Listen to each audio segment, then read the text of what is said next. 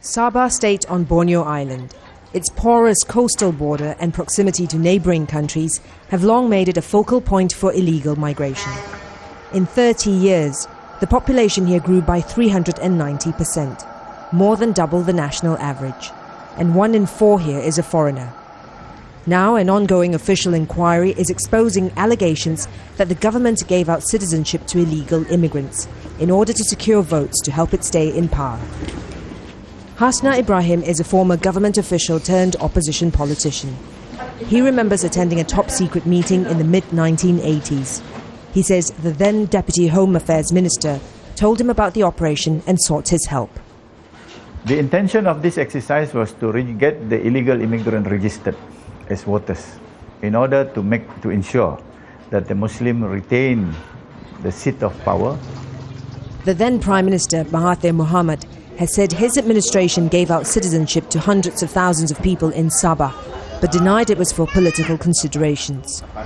Al Jazeera visited several villages in Sabah. People were nervous about talking to us. No one would admit on camera to having benefited from the operation. But one man, originally from southern Philippines, told us how he became a citizen without going through the proper channels. He said some government officials turned up at his village one day in the late 1970s. They helped him fill in a form. A year later, he was a Malaysian. Opposition politicians say as many as 60,000 voters in Sabah may have obtained their citizenship through dubious means. And that's a number that could potentially tilt the elections in favour of the ruling coalition. It's a thought that angers Yi Lan, an artist from Sabah. They're stealing the ability for Sabahans to choose their leadership. Really, that's what's happened. Sabah's democratic vote has been stolen. People in Sabah traditionally welcome migration, and that's reflected in Yi's work.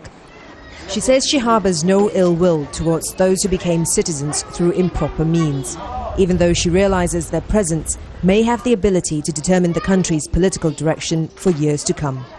Florence Looi, Al Jazeera, Sandakan, Sabah, Malaysia.